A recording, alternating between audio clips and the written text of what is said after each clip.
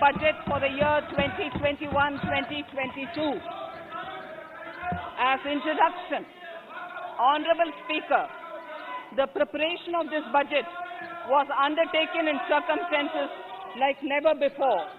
We knew of calamities that have affected a country or a region within a country.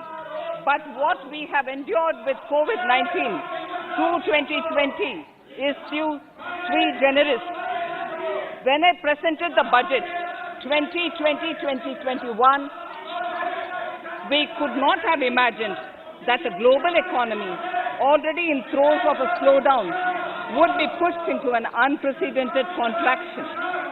We could not have also imagined then that our people, as those in other countries, would have to endure the loss of near and dear ones and suffer hardships brought about due to a health crisis. The risk of not having a lockdown was far too high.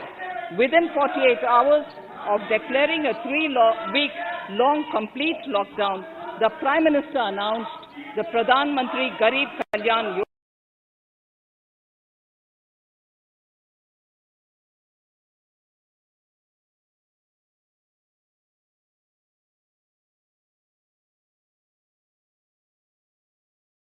of citizens stayed home.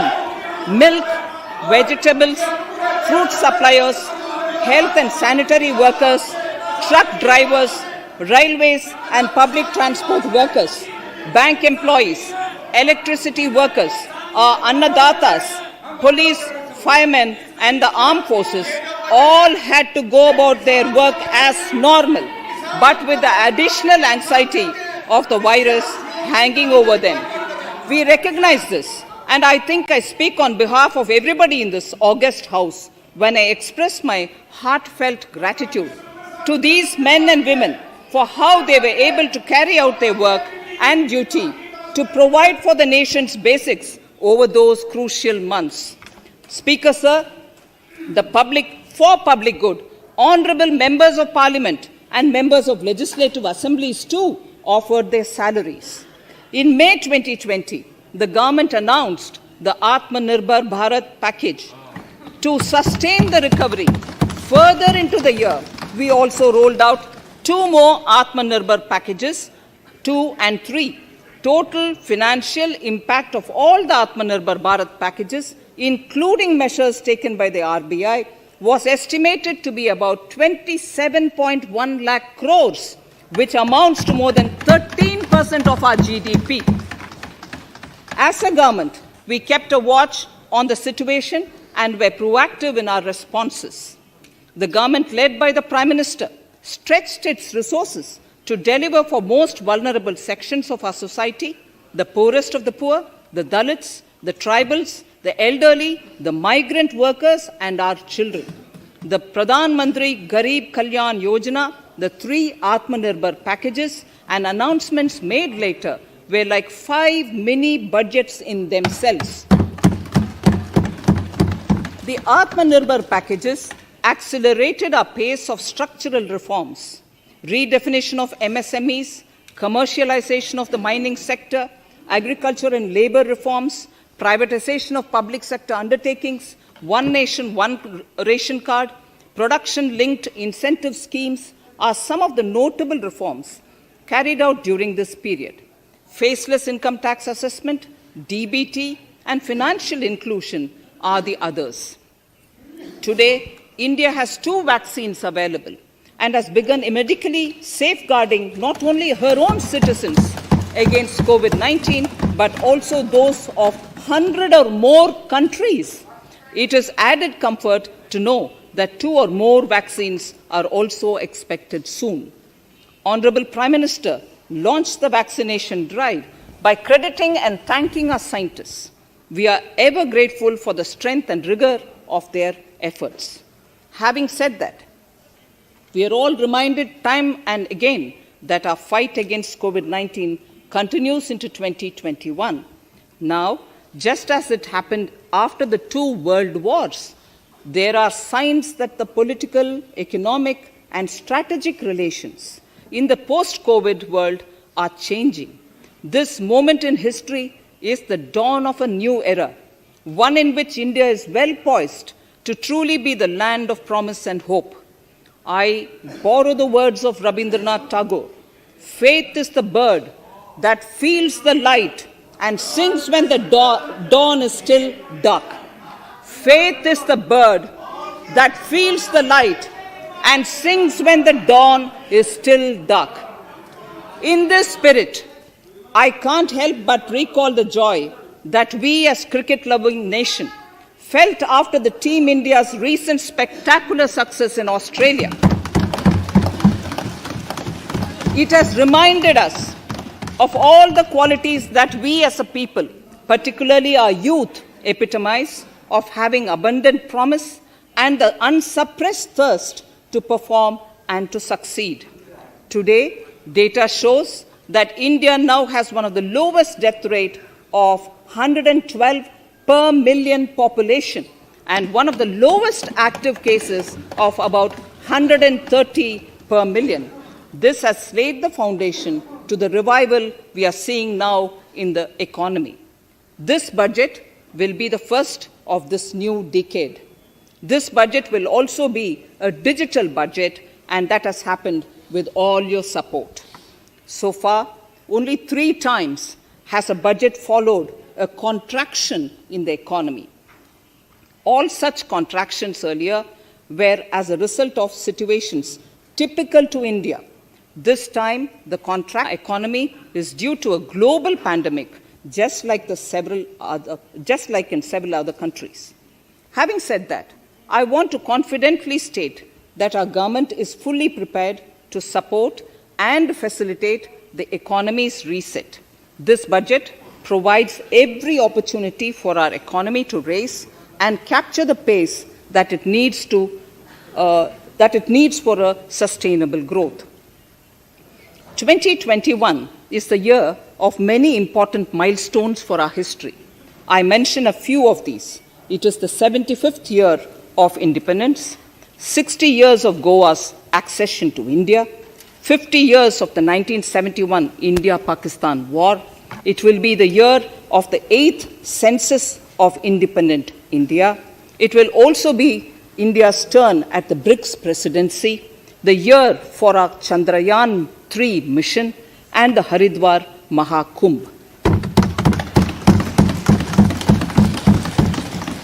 Honorable Speaker, before I commence Part A of the budget, I want to take a moment to acknowledge how isolating and distancing seemed like insurmountable challenges for a country like ours that has people coming together in times of crisis. It hurts us in many ways. It hurt us in many ways. I bow my head in respect to every citizen for the endurance shown in facing what was an undeniably a tough year for all our physical and mental well-being. Part A. In Part A, I wish to lay a vision for Atmanirbhar Bharat. Atmanirbhar Bharat or Atmanirbharta is not a new idea. Ancient India was largely self-reliant and equally a business epicenter of the world. Atmanirbhar Bharat is an expression of the 130 crore Indians who have full confidence in their capabilities and skills. We are already part of international groupings such as the G20 and the BRICS, the Coalition for Disaster Resilient Infrastructure, and the International Solar Alliance are realities today due to India's efforts. The proposals in Part A will further strengthen the Sankalp of Nation First, doubling farmers' income, strong infrastructure, healthy India, good governance, opportunities for youth, education for all, women empowerment, and inclusive development, among others. Additionally, also on the path to fast implementation are the 13 promises we had made in the budget of 2015-16, which were to materialize during the Amrit Mahotsav of 2022 on the 75th year of our independence. They too resonate with the vision of Atmanirbharta. The budget proposals for 21-22 rest on 6 pillars: health and well-being, physical and financial capital and infrastructure, inclusive development for aspirational India, reinvigorating human capital, innovation and R&D, and as 6th, minimum government and maximum governance. I now move to talking about the first pillar, health and well-being. Even at the outset, I would like to say that the investment on health infrastructure in this budget has increased substantially. Progressively, as institutions absorb more, we shall commit more. Taking a holistic approach to health, we focus on strengthening 3 areas: preventive, curative, and well-being. Health systems. A new centrally sponsored scheme, PM Atmanirbhar Swasth Bharat Yojana, will be launched with an outlay of about 64,180 crores over 6 years. This will develop capacities of primary, secondary, and tertiary care health systems, strengthen existing national institutions, and create new institutions to cater to detection and cure of new and emerging diseases. This will be in addition to the National Health Mission. The main interventions under the scheme are support for over 17,000 rural and 11,000 urban health and wellness centers, setting up integrated public health labs in all districts, and 3,382 block public health units in 11 states, establishing critical care hospital blocks in 602 districts and 12 central institutions, strengthening of National Center for Disease Control, its 5 regional branches and 20 metropolitan health surveillance units, expansion of the integrated health information portal to all states and UTs to connect all public health labs, operationalization of 17 new public health units, and strengthening of 33 existing public health units at points of entry, that is, at 32 airports, 11 seaports, and 7 land crossings, setting up of 15 health emergency operation centers and 2 mobile hospitals, and setting up of a National Institution for One Health, a regional research platform for WHO, World Health Organization, Southeast Asia Region Office, 9 biosafety level 3 laboratories, and 4 regional national institutes for virology. Nutrition. To strengthen nutritional content, delivery, outreach, and outcome, we will merge the supplementary nutrition program and the Poshan Abhiyan and launch the Mission Poshan 2.0. We shall adopt an intensified strategy to improve nutritional outcomes across 112 aspirational districts. Universal coverage of water supply. The World Health Organization has repeatedly stressed the importance of clean water, sanitation, and clean environment as a prerequisite to achieving universal health. The Jal Jeevan Mission Urban will be launched.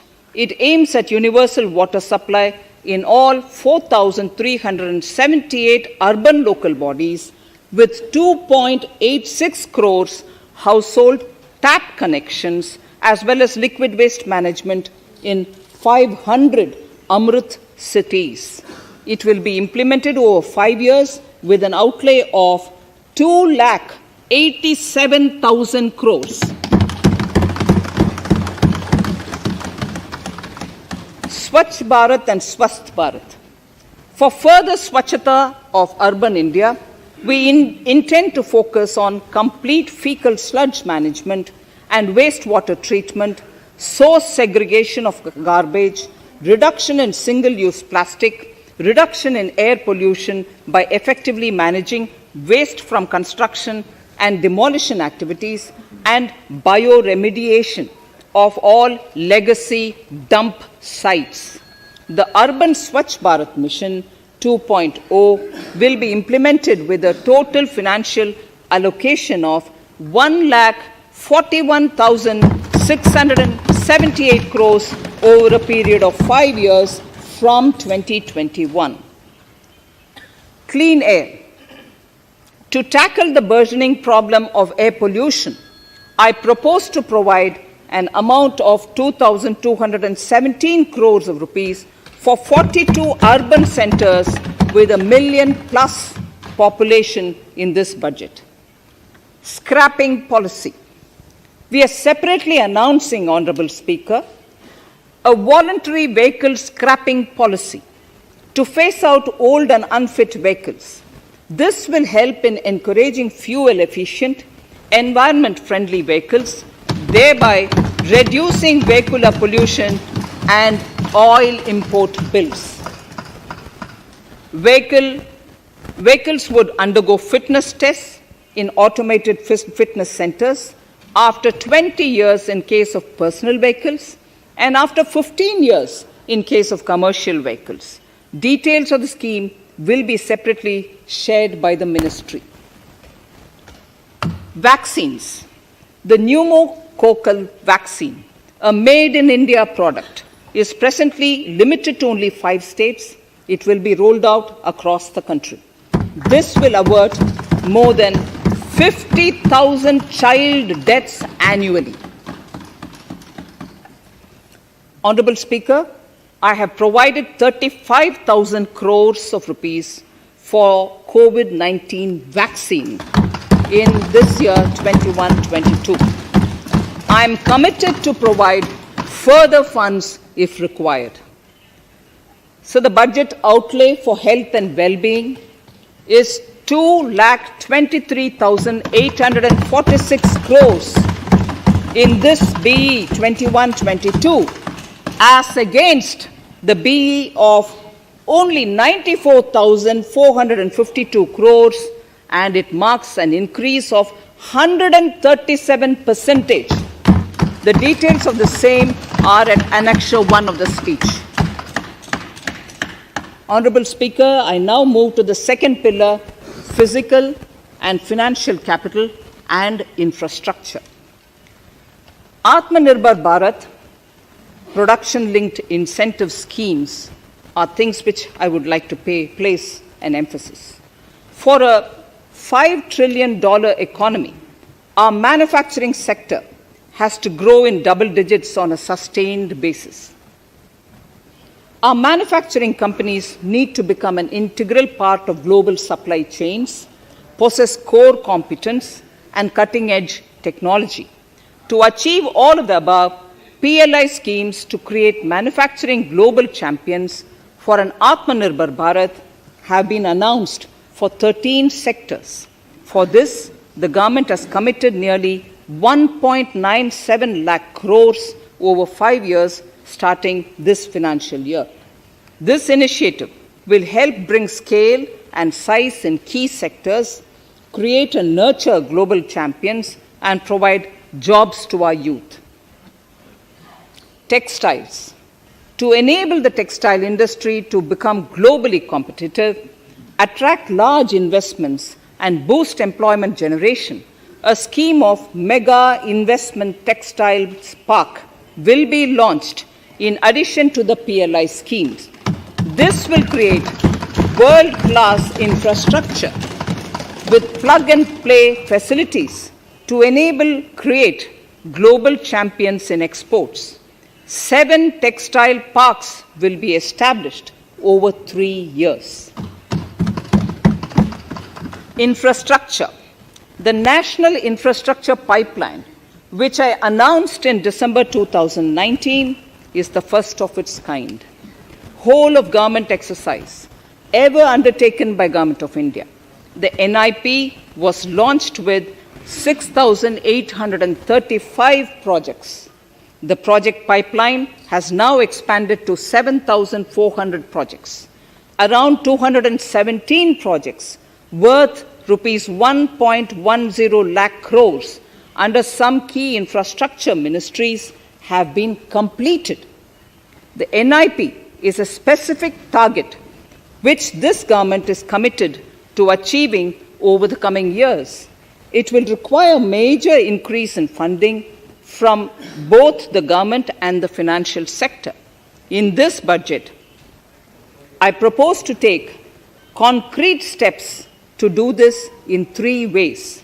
Firstly, by creating the institutional structures. Secondly, by a big thrust on monetizing assets. And thirdly, by enhancing the share of capital expenditure in central and state budgets. Infrastructure needs long-term debt financing. A professionally managed development financial institution is necessary to act as a provider, enabler, and catalyst for infrastructure financing. Accordingly, I shall introduce a bill to set up a development financial institution. I have provided a sum of 20,000 crore rupees to capitalize this institution. The ambition is to have a lending portfolio of at least 5 lakh crores for this DFI within 3 years' time. Debt financing of InvITs and REITs by foreign portfolio investors will be enabled by making suitable amendments in the relevant legislations. This will further ease access of finance to InvITs and REITs, thus augmenting funds for infrastructure and real estate sectors. Asset monetization. Monetizing operating public infrastructure. Monetizing operating public infrastructure assets is a very important financing option for new infrastructure construction. A national monetization pipeline of potential brownfield infrastructure assets will be launched.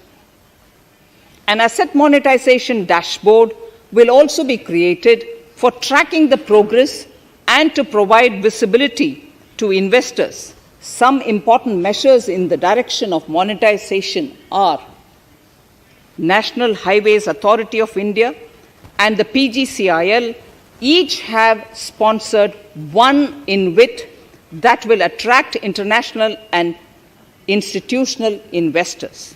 5 operational roads with an estimated enterprise value of 5,000 crores of rupees are being transferred to the NHAI InvIT.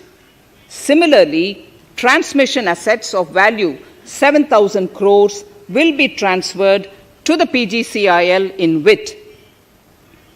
Railways will monetize dedicated freight corridor assets for operations and maintenance after commissioning. A next lot of airports will be monetized for operations and management concessions. Other core infrastructure assets that will be rolled out under the asset monetization programs are NHAI operational toll roads, 2 transmission assets of PGCL, 3 oil and gas pipelines of GAIL, Gas Authority of India Limited, IOCL and HPCL, Airports Authority of India airports in Tier 2 and 3 cities, other railway infrastructure assets, warehousing assets of CPSE, such as the Central Warehousing Corporation and NAFED, among others, and sports stadiums. Sharp increase in capital budget. In the BE 2020-21, we had provided for 4.12 lakh crores for capital expenditure. It was our effort that in spite of resource crunch, we should spend more on capital, and we are likely to end this year at around 4.39 lakh crores, which I have provided in the RE of 2020-2021. For 21-22, I propose a sharp increase in capital expenditure and thus have provided 5.54 lakh crores, which is 34.5% more than the BE of 2020-2021. Of this, I have kept a sum of more than 44,000 crores in the budget head of the Department of Economic Affairs to be provided for projects, programs, or departments that show good progress in capital expenditure and are in need of further funds. Over and above this expenditure, we would also be providing more than 2 lakh crores to states and autonomous bodies for their capital expenditure. We will also work out specific mechanisms to nudge states to spend more of their budget on creation of infrastructure.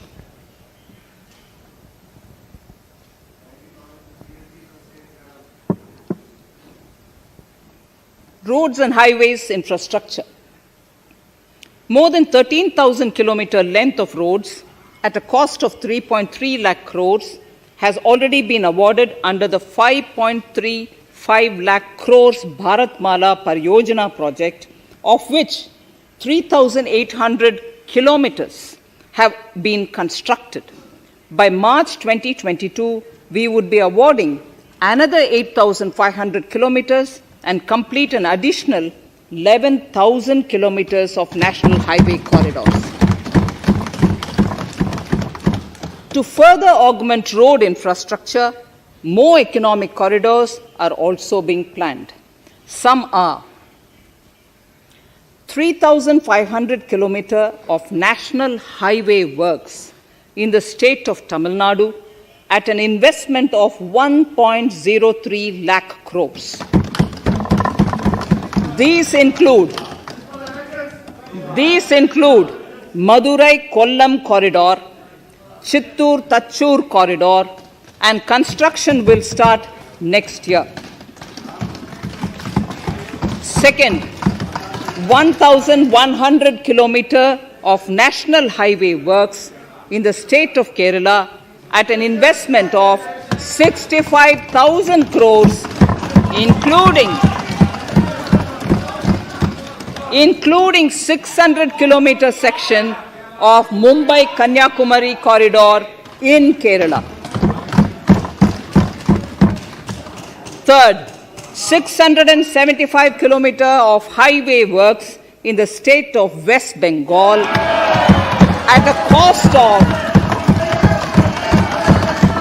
cost of 25,000 crores, including upgradation of existing road Kolkata-Siliguri.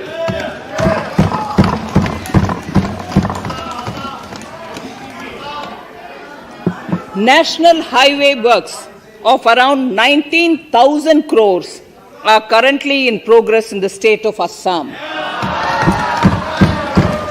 Further works of more than 34,000 crores covering more than 1,300 kilometers of national highways will be undertaken in the state in the coming 3 years. Some of the flagship corridors and other important projects that would see considerable activity in 2021-22 are in Annexure 2 to my speech. I am also providing an enhanced outlay of 1,18,101 crores for Ministry of Road Transport and Highways, of which 1,08,230 crores is for capital, the highest ever provided. Railway infrastructure. Honorable Speaker, sir, Indian Railways have prepared a National Rail Plan for India 2030. The plan is to create a future-ready railway system by 2030, bringing down the logistic costs for an industry is at the core of a strategy to enable Make in India. It is expected that Western Dedicated Freight Corridor and Eastern Dedicated Freight Corridor will be commissioned by June 2022. The following additional initiatives are also proposed. The Sonnagar-Gomo sections, 263 kilometers of Eastern Dedicated Freight Corridor, will be taken up in PPP mode in this year itself. Gomo-Dankuni section of 274.3 kilometers will be also taken up shortly in short succession.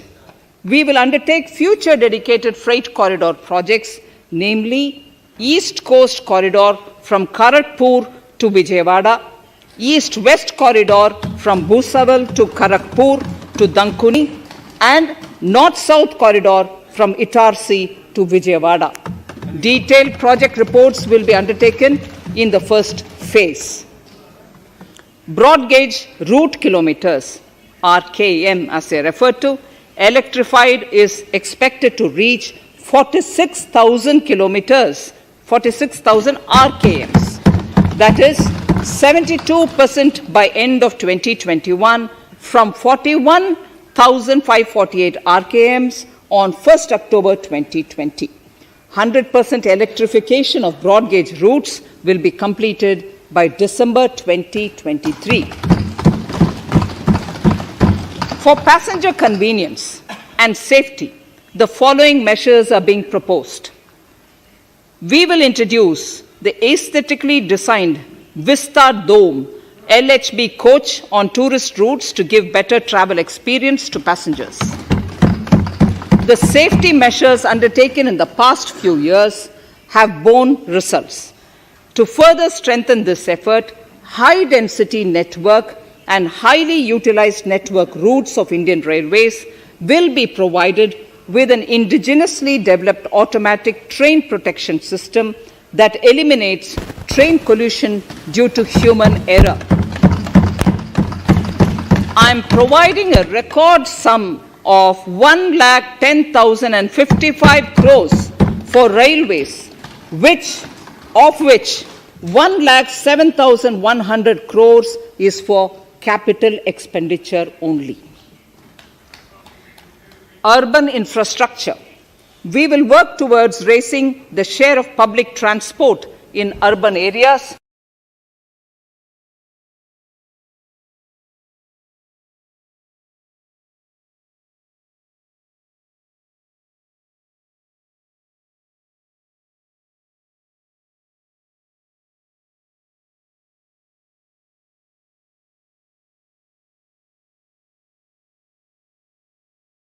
Deployment of innovative PPP models to enable private sector players to finance, to acquire, to operate, and to maintain over 20,000 buses.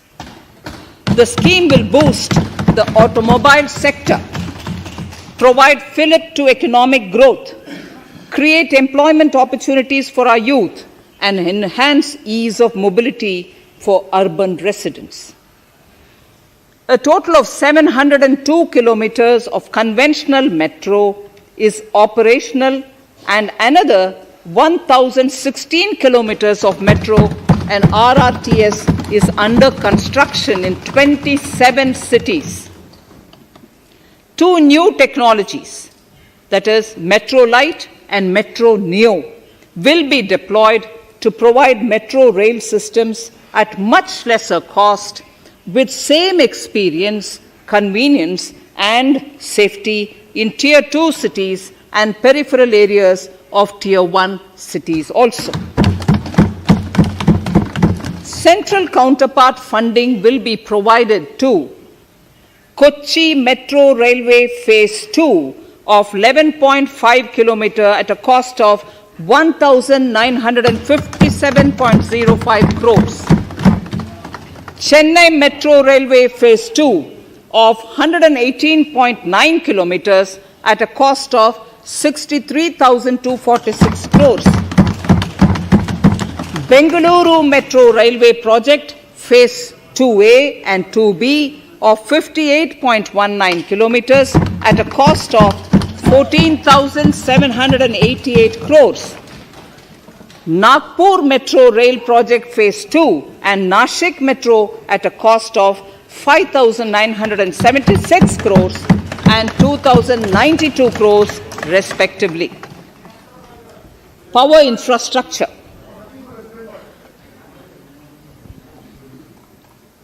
The past 6 years have seen a number of reforms and achievements in power sector.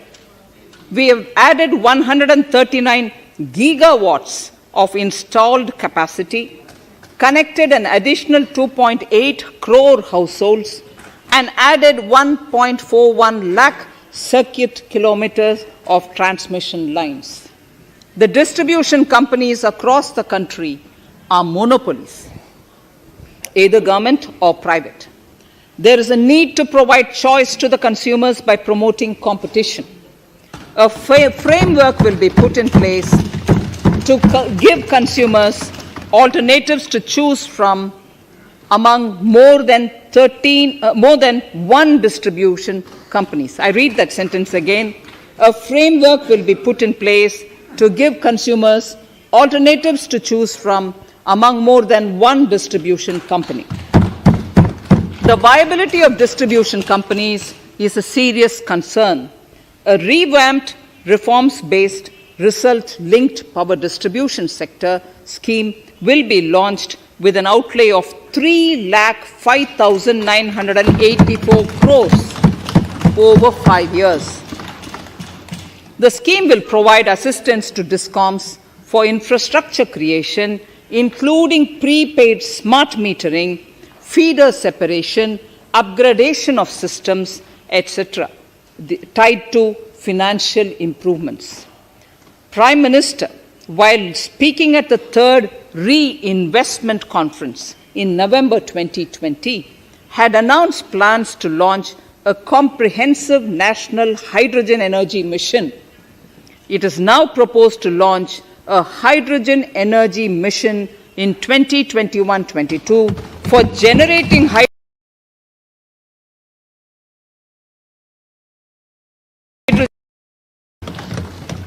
ports, shipping and waterways.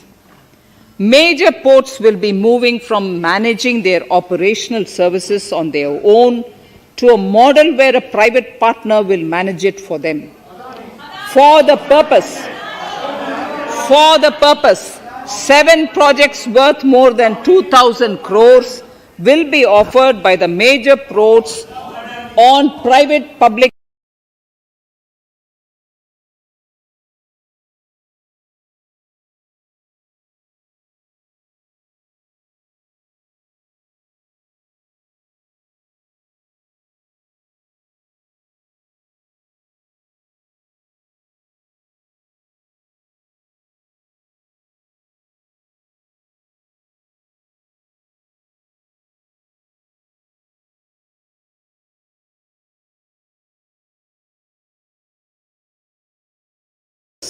This initiative will enable greater training and employment opportunities for Indian seafarers, besides enhancing Indian companies' share in global shipping. India has enacted recycling of ships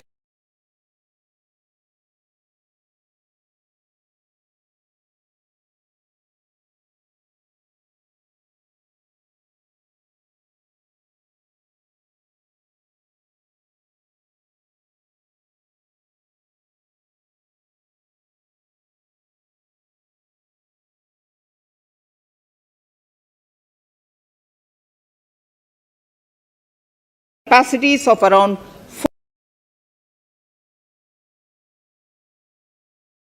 the bond market.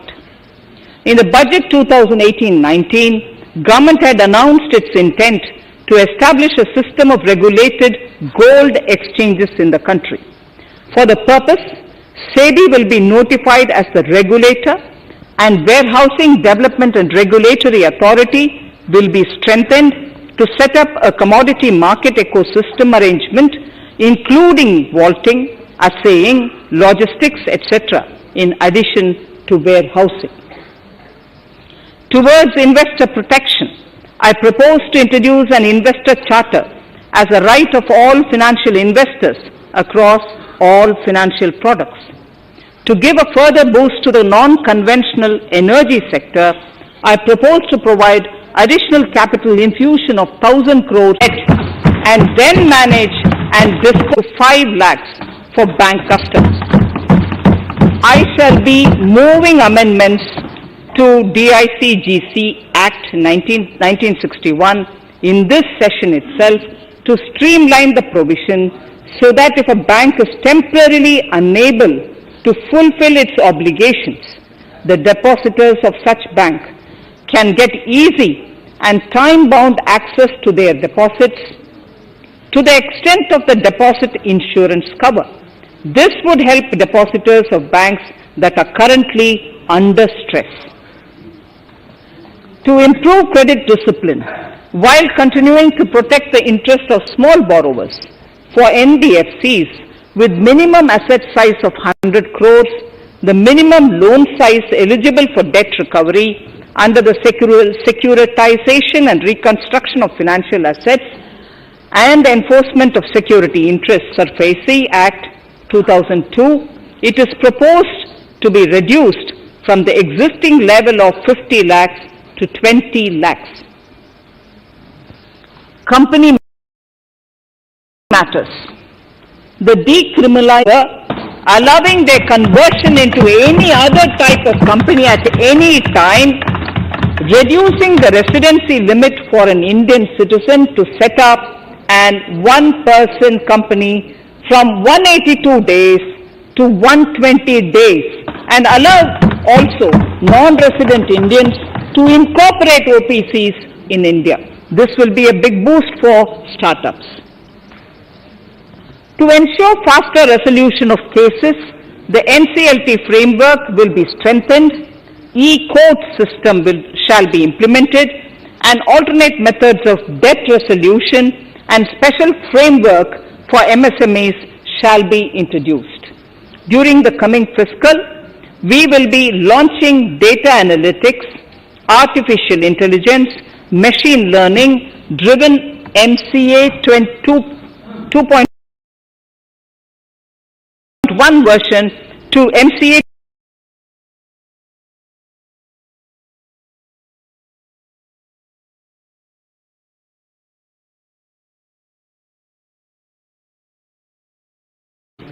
disinvestment and strategic sale. In spite of COVID-19, we have kept working towards strategic disinvestment.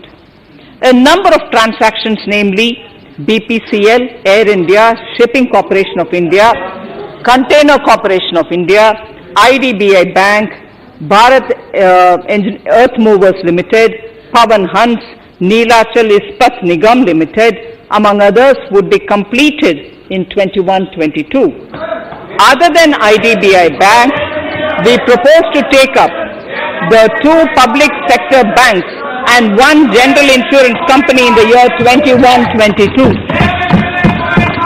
This would require legislative amendments, and I propose to introduce the amendments in this session itself. In 21-22, we would also bring the IPO of LIC, for which I am bringing the requisite amendments in this session itself. In the Atmanirbhar package, I had announced that we will come out with a policy of strategic disinvestment of public sector enterprises. I am happy to inform the House that the government has the government has approved the said policy. The policy provides a clear roadmap for disinvestment in all non-strategic and strategic sectors. We have kept 4 areas that are strategic, where bare minimum CPSEs will be maintained and rest privatized. In the remaining sectors of all CPSEs will be privatized. The main highlights of the policy are mentioned in Annexure 3. To fast forward the disinvestment policy, I am asking NITI to work out on the next list of centre public sector companies that would be taken up for strategic disinvestment. To similarly incentivize states to take to disinvestment of their public sector companies, We will work out an incentive package of central funds to states. Idle assets will not contribute to Atmanirbhar, the revised mechanism that will ensure timely closure of such units. I have estimated 1,75,000 crores as receipts from disinvestment in BE 21-22.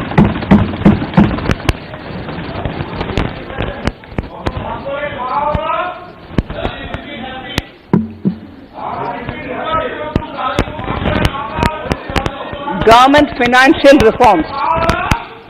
Under the Treasury Single Account, the TSA system, autonomous bodies directly draw funds from the government's account at the time of actual expenditure, saving interest costs. We will extend the TSA system for universal application from 21-22. On the recommendation of the 15th Finance Commission, we have undertaken a detailed exercise to rationalize and bring down the number of centrally sponsored schemes. This will enable consolidation of outlays for better impact. The government is committed to the development of multi-state cooperatives and will provide all support to them. To further streamline the ease of doing business for cooperatives, I propose to set up a separate administrative structure for them. So the third pillar of Atmanirbhar Bharat, inclusive development for aspirational India. Honorable Speaker, sir, under this pillar, I will cover agriculture and allied sectors, farmers' welfare and rural India, migrant workers and labor, and financial inclusion. Agriculture. Our government is amount paid to farmers in 2013-14. Honorable Speaker, sir, the data that I give now is important for all honorable members to kindly hear. In case of wheat, the total amount paid to farmers in 2013-14 was 33,874 crores. In 2019-20, it was 62,802 crores. And even better, Honorable Speaker, in 2020-2021, this amount paid to farmers was 75,060 crores.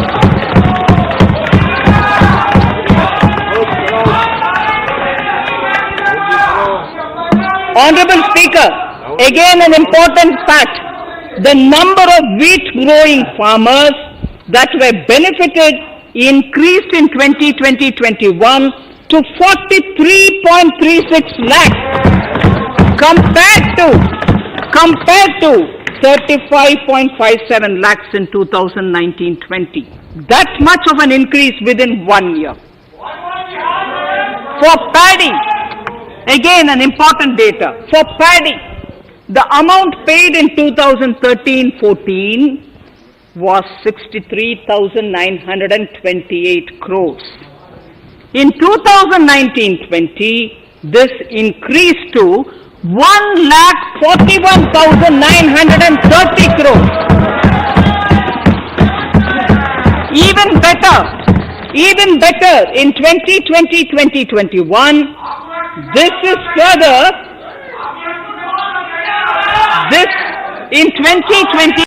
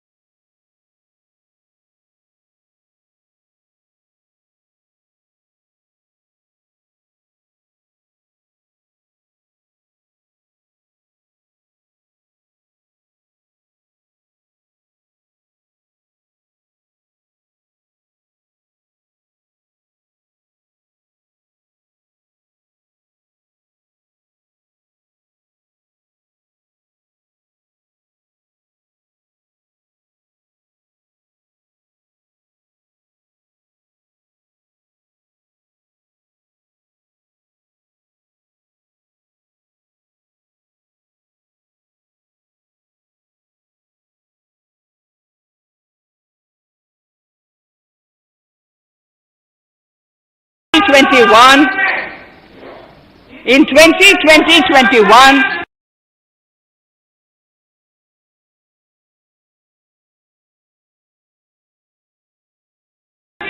this is further estimated, and I'm saying this is further estimated because the procurement is ongoing and therefore I can't give you the final figure. This is further estimated to increase to 1,72,752 crores. The number of farmers benefited increased from 1.24 crores in 2019-20 to 1.54 crores in 2020-21. In the same way, Honorable Speaker, sir, in the case of pulses, the amount paid in 2013-14 was 236 crores. In 2019-20, this was increased to 8,285 crores. Now in 2021, it is at 10,530 crores. More than 40 times increase from 2013-14. The receipts to cotton farmers have seen a stupendous increase from 90 crores in 2013-14 to 25,974 crores I'm giving you data as of 27th January 2021. This is bound to increase. From 90 crores for cotton farmers in 2013-14 to 25,974 crores in 2021. All the details in complete narration is available in Annexure 4 to my speech. Early this year, Honorable Prime Minister had launched the Swamitva scheme. Under this, a record of rights is being given to property owners in villages. Up till now, about 1.80 lakh property owners in 1,241 villages have been provided cards. I propose during 21-22 to extend this to cover all states and union territories. To provide adequate credit to our farmers, I have enhanced the agricultural credit target to 16.5 lakh crores in this year. We will focus on ensuring increased credit flow to animal husbandry, Pashupalan, dairy, and to Matsyakar, to the fisheries. We are enhancing the allocation to the Rural Infrastructure Development Fund from 30,000 crores to 40,000 crores. The Micro Irrigation Fund with a corpus of 5,000 crores has been created under NABARD. I propose to double it by augmenting it by another 5,000 crores. To boost value addition in agriculture and allied products and their exports, the scope of Operation Green Scheme that is presently applicable to only tomatoes, onions and potatoes will be enlarged to include 22 perishable crops. Around 1.68 lakh crores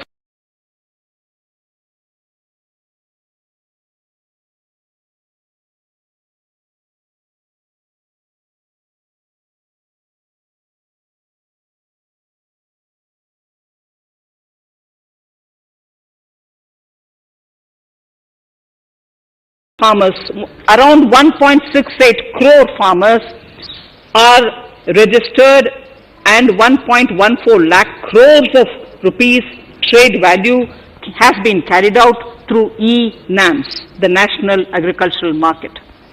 Keeping in view the transparency and the competitiveness that e-NAM has brought into the agricultural market, 1,000 more mandis will be integrated with e-NAM.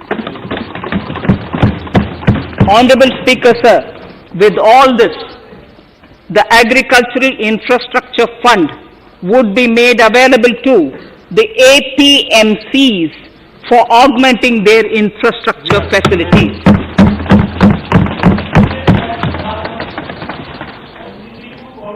Fisheries. I am proposing substantial investments in the development of modern fishing harbors and fish landing centers. To start with, 5 major fishing harbors, Kochi, Chennai, Visakhapatnam, Paradip and Petua Ghat, will be developed as hubs for economic activity. We will also develop inland fishing harbors and fish landing centers along the banks of rivers and waterways. Seaweed farming is an emerging sector with potential to transform the lives of coastal communities. It will provide large-scale employment and additional incomes. To promote seaweed farming and cultivation, I propose a multi-purpose seaweed park to be established in Tamil Nadu. Migrant workers and laborers. We have launched the One Nation, One Ration Card scheme through which beneficiaries can claim their rations anywhere in the country. Migrant workers in particular benefit from the scheme. Those staying away from their families can partially claim their ration where they are stationed, while their family in 4 separate vehicles for standard setting, accreditation, regulation and funding. Many of our cities have various institutions, universities and colleges supported by the Government of India. Hyderabad, for example, has about 40 major institutions. In 9 such cities, we will create a formal umbrella structure so that these institutions can have better synergy while also retaining their internal autonomy. A GLUE grant will be set aside for this purpose. For accessible higher education in Ladakh, I propose to set up a central university in Leh.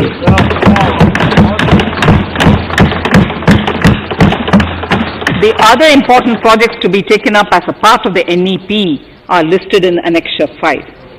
Scheduled caste and scheduled tribes welfare. We have set ourselves a target of establishing 750 Eklavya model residential schools in our tribal areas.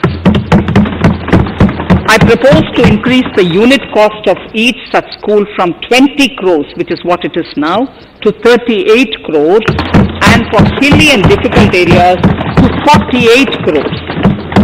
This would help creating robust infrastructure facilities for our tribal students. We have revamped the post-metric scholarship scheme for the welfare of scheduled caste students. I have also enhanced the central assistance in this regard. We are allotting 35,219 crores for 6 years till 25-26 to benefit 4 crores scheduled caste students. Skilling. In 2016, we had launched the National Apprenticeship Promotion Scheme. The government proposes to amend the Apprenticeship Act with a view to further enhancing apprenticeship opportunities for our youth. We will realign the existing scheme of National Apprenticeship Training Scheme for providing post-education apprenticeship, training of graduates and diploma holders in engineering. Over 3,000 crores will be provided for this purpose. An initiative is underway, Honorable Speaker, in partnership with the United Arab Emirates to benchmark skill qualifications, assessment and certification, accompanied by the deployment of certified workforce. We also have a collaborative inter-training program between India and Japan to facilitate transfer of Japanese industrial and vocational skills, techniques and knowledge. We will take forward this initiative with many more countries also.